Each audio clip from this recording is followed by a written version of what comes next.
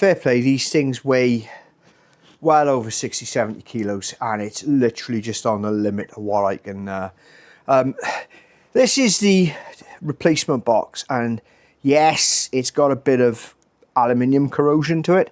I'm not going to worry about that, especially considering you're not going to see half of it. C635MT, C635MT. Now, there is obviously some date difference.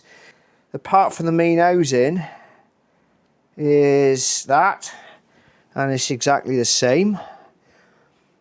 Looking at what I've got there, that, and what I'm going to do is I'm going to take this out. The only difference I can see at the moment is that these weighted selectors are slightly different. And what I'm going to do is I'm going to remove said selectors, and that one is definitely going back on that one. There's another part number under there which is ending in 248, and it's still there, and it's 248. So I'm confident that the actual box itself is the same.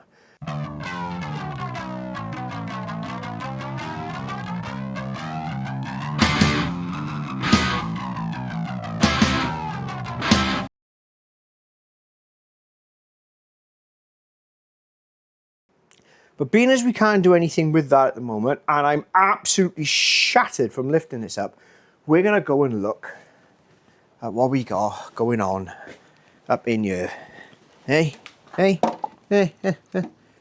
What we got to do is get that off there, which isn't a massively bad, onerous task. We're going to get that off there, get it all out, and we're going to go and compare it to the new one.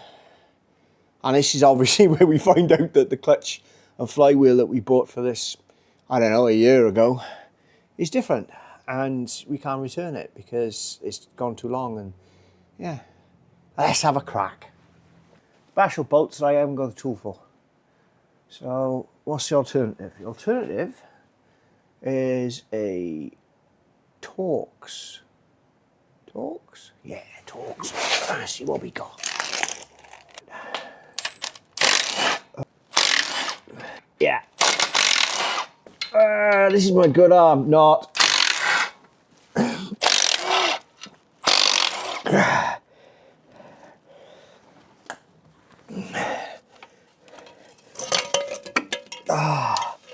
Okay. All right. There we go.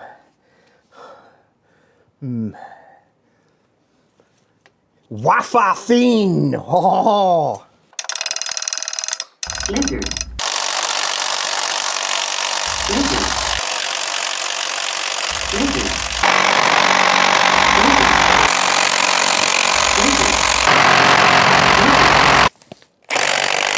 Ah, yeah, bugger, there you go.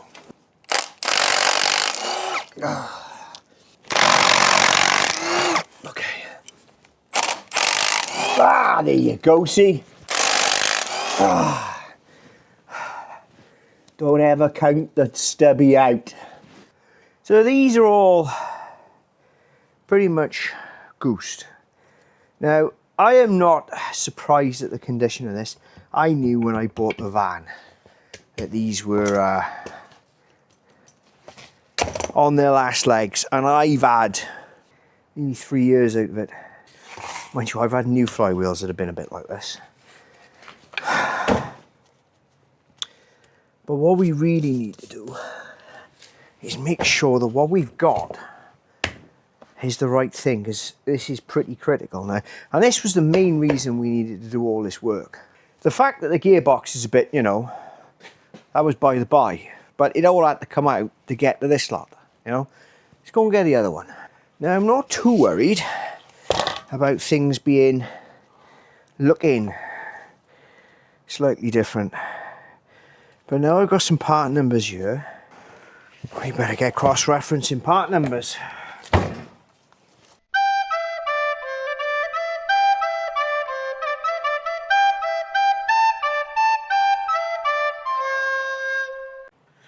So, having been through all the part references and cross-referenced this and measured and cross-referenced that and measured again and had a look at it from this particular angle here. And yeah, I'm all right with this because there's a couple of reasons.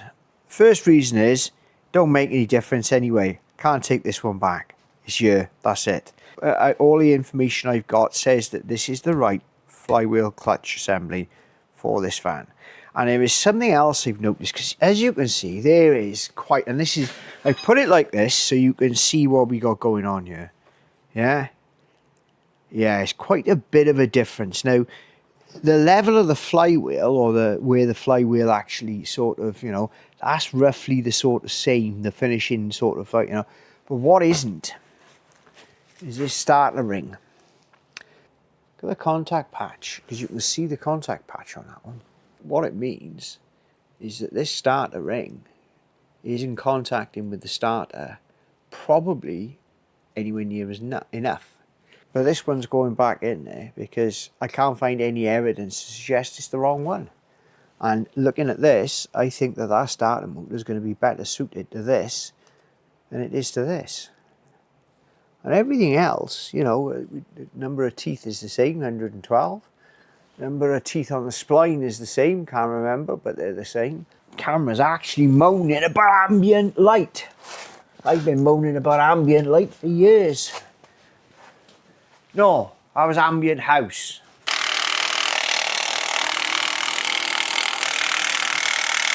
I'll be very pleased if this works. Never done it like this before. Always struggled. The internet, sometimes it likes to keep information from you. And the torque settings for this specific vehicle and this specific setup are shrouded in mystery. It isn't in the Haynes manual, and it isn't in the workshop data, and it isn't in the EPA. But what I found is the consensus of opinion on the interwebs is 30 Newton meters in a star pattern, and then 55 degrees. So I have got to set up torque wrench 30 Newton meters, and then I've got to find my angle dangle meter. I don't know where it is. So I'm going to go 1, 2, 3, 4, 5, 6. So that's the pattern we're going to use. And that's set 30 Newton meters, or whatever the equivalent is in American, because American torque wrench.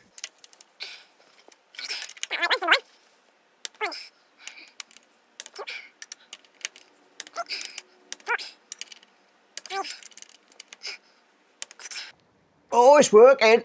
Oh, Christ almighty.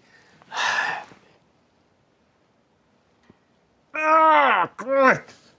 Where'd we get to? We got a bit further to go than that. Oh, Christ. I don't have a ratchet to work on this. It's got to be the arm. Oh, this is inconvenient.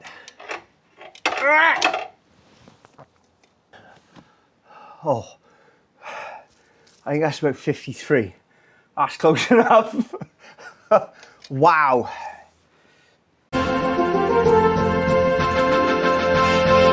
That's just over. But, oh my God. Well, this works. Whew.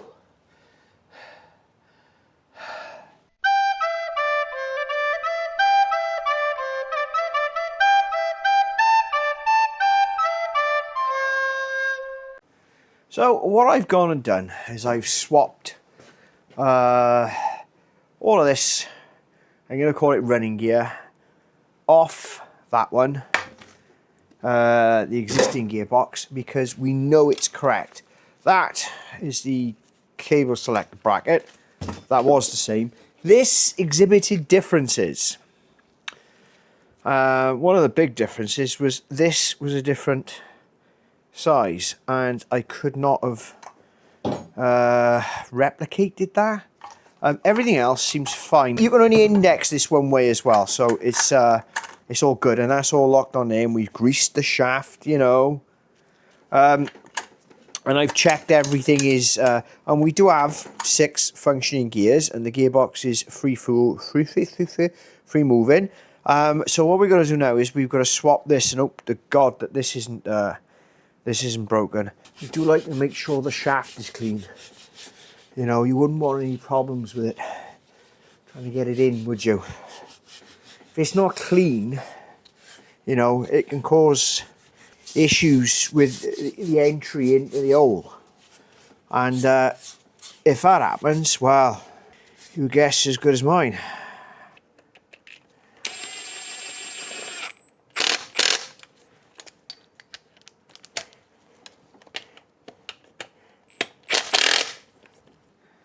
And this one was in far better condition. So we're going to use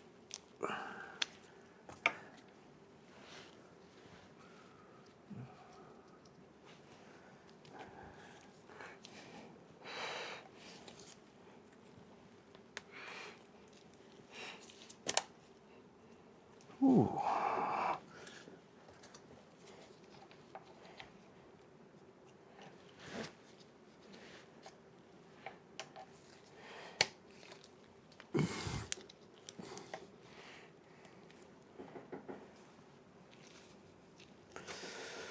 Right. There.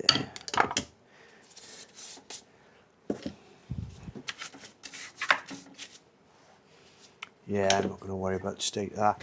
So swap that over. We put the new slave in. We've done all of this, and I'm fairly confident from the outset that as long as this box is good, and it's only done, well, it's done half the mileage of that one. So as long as this box is good, I'm fairly confident that it's going to be a straight swap. Now, I don't know what kind of foreshadowing I've just sort of like, you know, thrown, what shade I've just thrown on this whole venture, but hopefully, I'm hoping that that's going to be the case, because nothing about this has made me think, ooh, that's different. It's not. Numbers are the same, bolt patterns are the same, mounts are the same. I think one mount was different, but it would be. It's going in it's come from a different vehicle. Everything that we needed to, we've swapped over, and everything is working. This has got full 6 gears.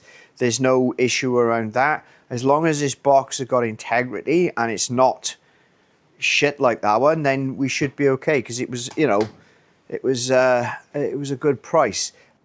So, and we're going to use all the mounting brackets from the actual van itself. So, yeah.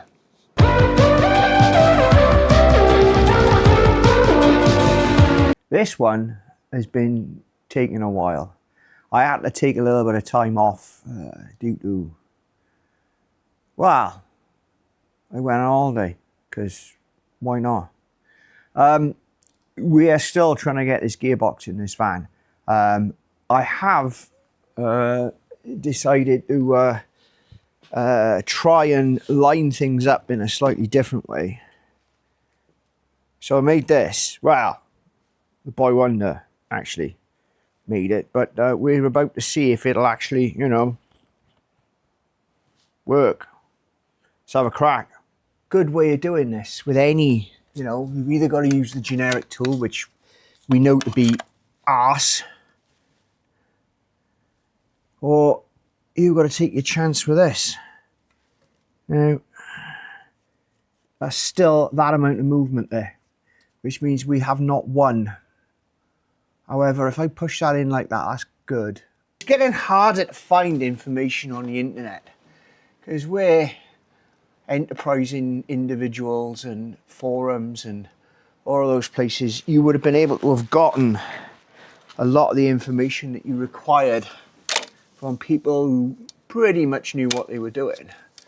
What you've got these days is you've got the interaction of an AI or some sort of AI tool which is running around and apparently finding all the information out for you. And it's not, because you can't now sit there and think, well, 3 people have said the same thing, so I'm going to go with that, which is usually the, you know, best way of finding out what is going on. Now you've got an AI thing that's telling you what they want you to know. We are no longer in a position where we've got information we can trust, which is sad. Bit of blue Loctite on these, but that's the way it all is, because I don't know what is the best way of doing this anymore. Oh, no. Oh crap, have I just put all this up here and not got anything to hold these in with? Yes. It is unfortunate now, but we don't have anything to trust, because I struggle with something coming up at the top of a search page telling me that AI says this definitively. Well, that's what somebody wants me to, or that's somebody's policy around what they're trying to tell me. And the thing is that they don't want you doing this. No one wants you repairing your own car. And they'll tell you that it's not safe. And they'll tell you that people who repair their own cars are, well, they'll be criminals next, because it's not safe. And they're putting you at danger, and they're putting everyone else at danger. So instead of actually empowering people to do this, and instead of actually saying, you know what, let's give people the help that they need to do this, they want control over it all. They want you to go and buy their electric vehicle that you can't do shit about. If I push that in like that, that feels good. That feels good. It's not bad, John. It looks good.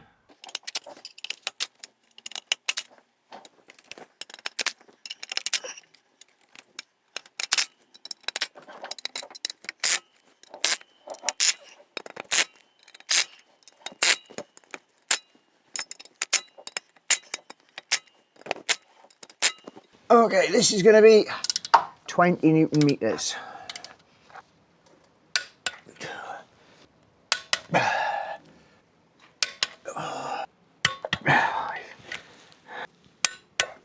Right, so that's all of those done. 20. So, are we going to get 50 degrees on it now? We're going to have to lock this off again, aren't we? Why is that not? There we go.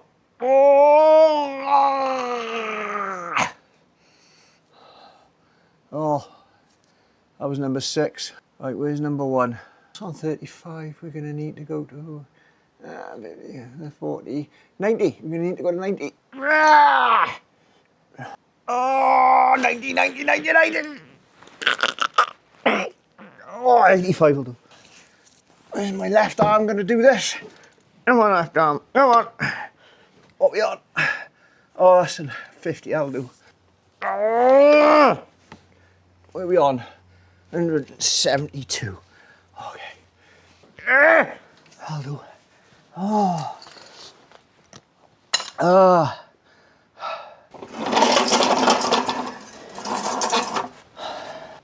Right, we're going to get it up past that. Okay.